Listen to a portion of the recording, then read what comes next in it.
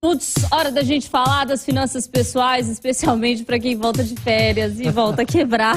E aí, como é que faz agora, gente, para poder controlar? Diogo Gonçalves está aqui para me ajudar nessa. Diogo, boa tarde, tudo bem? Boa tarde, tudo ótimo. Tirar férias de 10, 15 dias, todo mundo volta normal. O problema é quando é muito mais que isso, né? Né, Loli? Semanas, infinitos dias, assim, não tem dedo da mão, dedo do pé, os meus, os do Diogo aqui pra contar, porque foi muito, viu? Quase esqueci seu nome, viu? Quem Você voltou, dera, quase gente. chamei de Rafaela. Alô, Deus, sua filha tá pronta, pode mandar aí que vem mesmo. Agora, Diogo, eu queria atropelar as perguntas todas pra fazer como que faz quando volta de férias, Diogo, com os boletos chegando? Pois é, você tem que sair de férias sabendo que eles vão chegar. O maior problema nosso é sair de férias e achar que aquilo ali é a vida e ponto final, né? Que a vida é a Disney. E não é verdade. Na hora que chega, os boletos não tiram férias. Por isso, tudo que a gente fala aqui volta no mesmo ponto. Organização financeira, que pressupõe saber o quanto eu ganho, o quanto eu gasto e o planejamento. Quer saber, vou sair de férias, não que chegar vai ter boleto para pagar? Vai. Tá aqui na conta, já vou deixar tudo pago. E olha só, até aproveitando o seu tema de férias, está hiper oportuno. A gente acabou de fechar o primeiro trimestre, estamos entrando em abril. Dá muito tempo para as pessoas se programarem para as férias de janeiro de 2024. Diogo, mas é muito longe nada. Passa muito rápido e você só recebe, teoricamente, uma vez por mês, né? Mesmo quem recebe no dia a dia, ele tem a conta para pagar uma vez por mês. Então pensa bem, se ele começar a economizar agora, ele pode fazer a viagem de janeiro, de férias, usando janeiro como exemplo, que a maioria sai de férias, super planejado e voltar das férias tranquilo, sem ter esse problema aí de lembrar que existe boleto para pagar. Diogo, você tocou num ponto que eu queria aprofundar. A questão das férias é sempre relevante, né? E eu já até salvo essas dicas, porque as férias vão chegar, felizmente.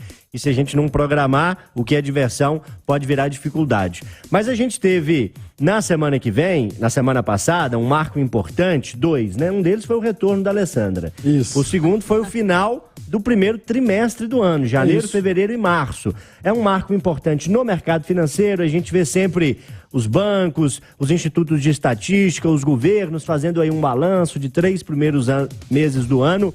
Como é que deve ser nas nossas finanças pessoais? A gente tem que olhar, tem que fazer um balanço, já é de repente o momento de buscar ali o fruto de alguma meta, de algum sacrifício que a pessoa faz aí nesses primeiros meses do ano, ou o contrário, para quem tá no vermelho, qual que é a luz no fim do túnel? Muito legal esses pontos de reflexão, né, Loli? A verdade é o seguinte, eu sugiro que as pessoas olhem a sua planilha financeira, o seu controle financeiro, no mínimo de 10 em 10 dias. Então ele vai olhar 3 vezes no mês. Ele vai olhar no início do mês ali, vai pagar todas as contas, passaram 10 dias, ele olha de novo, mais 10 dias, então mais ou menos 3 vezes por mês, no mínimo para olhar. Diogo, existe um mundo ideal? Existe. Ou olhar que eu digo é revisar, anotar, conferir se está tudo dentro do planejado. O mundo ideal seria toda segunda-feira ou toda sexta-feira. Segunda, porque acabou de passar o final de semana, você já vê o que você tem que regrar mais, se você pisou na bola em alguma coisa, se você passou do limite de alguma coisa. Ou na sexta-feira, para você se preparar para o final de semana e até para você ver o que aconteceu com a sua semana.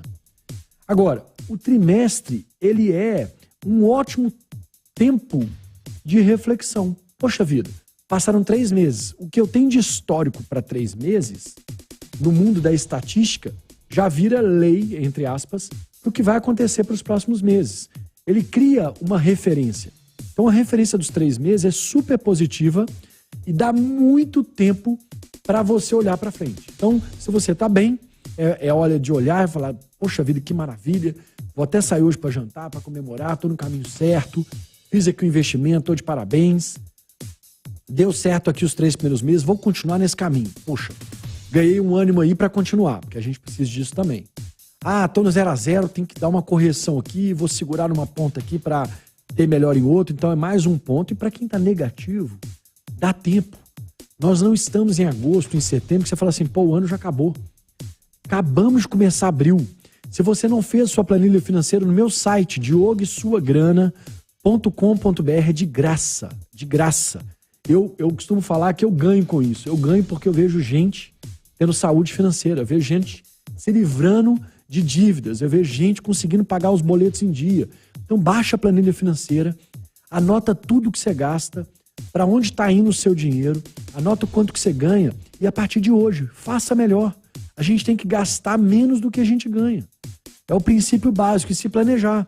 Então, os 3 meses, eles mostram como nós fomos nesse ano, mas nos diz o seguinte, tem muita esperança, dá muito tempo de você reverter esse quadro.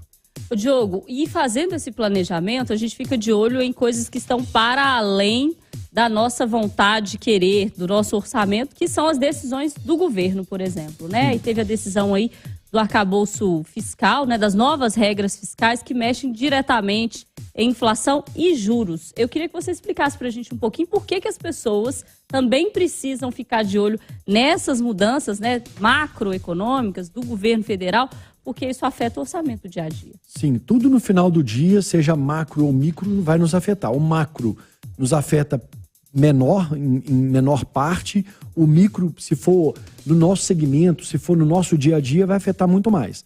Mas assim, inflação, controlar a inflação, deixar a inflação baixa significa o seguinte, o governo vai ter um olhar, se esse é o ponto, de controlar a inflação, de segurar a inflação, o governo passa a ter um olhar com a sua despesa. Então significa o seguinte, se a despesa, se a inflação vai ser controlada, significa que a sua despesa do mês a mês não vai continuar subindo, como sempre sobe. Ela vai subir menos. Sempre sobe a inflação no Brasil. De lei, vamos dizer assim. É um país indexado à inflação. O seu olhar o preço das coisas está aumentando, você tem que se controlar melhor. Você tem que se organizar todo dia, porque o preço das coisas está aumentando. Se é ao contrário, se é assim, não, eu vou reduzir juros a qualquer custo, e aí nós estamos falando de taxa Selic, eu vou reduzir a qualquer custo, mesmo que a inflação suba. Se é esse o olhar e a inflação subir, aí você tem que ter ainda mais um controle de ponta do lápis. Uma coisa eu vou controlar para a inflação ficar baixa, ou seja, você vai ficar aí no 0 a 0 nos próximos meses, você não vai ter que preocupar tanto com o aumento do preço das coisas, dos produtos ou dos serviços. E outra coisa beleza, vamos reduzir juros, taxa Selic a qualquer custo. E aí sobe a inflação, seu poder aquisitivo cai. Esses são os principais olhares quando a gente fala de inflação e quando a gente fala de taxa de juros, a taxa Selic, que é a referência básica para quando você empresta dinheiro, ou seja, quando você investe, ou quando você capta o dinheiro, quando você pega dinheiro emprestado. Diogo, aquele exercício que a gente gosta de fazer no rádio que pega, às vezes, o entrevistado de surpresa, né? Em uma palavra ou uma frase. Para quem ainda não comprou o ovo de Páscoa da criança, pula de ponta e gasta tudo, vai na confeiteira que cobra mais barato ou dá só um abraço e deixa pro ano que vem? Compra chocolate no supermercado, barra que tá cheio de barra em promoção, compra as forminhas e faz o ovo de Páscoa em casa. Você vai ter tempo de qualidade com seus filhos, com a sua família e vai economizar muita grana. É isso, gente. Ficou a dica aí também. Viu, Loli? Se você fizer lá na sua residência, eu tô recebendo, tá bom? Você aceita? Eu vou aceitar. Pensar no seu caso, viu? Neste momento eu vou aceitar. Diogo, muito obrigada, viu? A gente volta a se falar aí. Inclusive, vocês podem encontrar o Diogo na rede social, né, Diogo? Sim, meu Instagram, Twitter, Facebook, Diogo e Sua Grana. Vai lá, me segue, deixa um comentário, curte. Tamo junto, boa semana pra todo mundo. Diogo Gonçalves, especialista em finanças pessoais, colunista do Itatiaia, agora também presidente da rede Itatiaia. Diogo, boa semana. Obrigado pra você.